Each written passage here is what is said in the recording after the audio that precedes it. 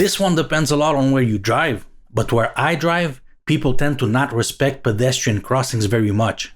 And pedestrian crossings are things that students often do not see, and if there's someone in front of them that doesn't respect it, it's even worse.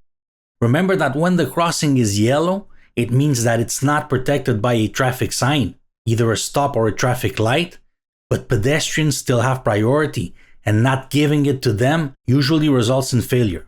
So be especially careful when approaching these, especially if your view is blocked by something. Now, pedestrians have priority at crossings, but like I said in a few of my previous videos, you shouldn't just stop to let them pass anywhere.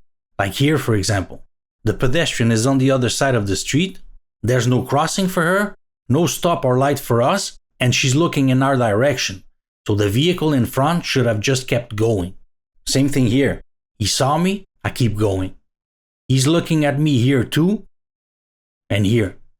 Basically, the three most important things in these situations are distance. Are they far enough? Body language. Are they in a position where it seems like they will cross? And visual contact. Are they looking at me? Visual contact is very important here. However, in this situation, I can see from afar that this pedestrian is waving at someone on the other side of the street. Now, this is what I mean by body position. As I approach, he seems to have seen me, but it still looks like he's about to cross. So in this case, it's best I stop and let him cross, even if he doesn't have priority. And when I talk about body position, one of the most common body positions nowadays is, of course, the phone stance. You see it everywhere. People crossing the street with their head buried in their phone.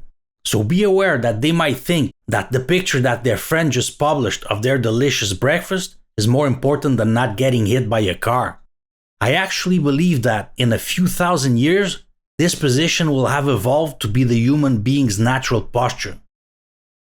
Sometimes pedestrians have priority, like here at the stop, but they're distracted by their phone and you don't know what they want to do. And actually, they probably don't either. But you still have to give them priority, so give them a hand sign to see if they wake up. If they don't, then you can go. A situation where you'll often see pedestrians crossing red lights is when there's a bus on the other side of the street and they don't want to miss it. So when you see a city bus stopped at an intersection, scan the other side even if the light is green for you. Basically, pedestrians cross the street all the time in places or situations where they're not allowed to do so. So remember, if you haven't established visual contact, they might not have seen you. Now, if there's one type of road users that a lot of students hate, it's cyclists. There's no real reason to hate them any more or any less than any other type of road user. Just like every other kind of road user, some of them respect the rules and some do stuff like running red lights and stops, going the wrong way, riding two on the same bike, texting, riding on sidewalks, encroaching on motor vehicle lanes, riding between lanes, suddenly popping out behind vehicles, basically doing all kinds of unruly stuff. Now, I don't want to bash cyclists in general here, I am one myself, and they're not all crazy as some people tend to think. But it is true that you often see some of them doing crazy stuff.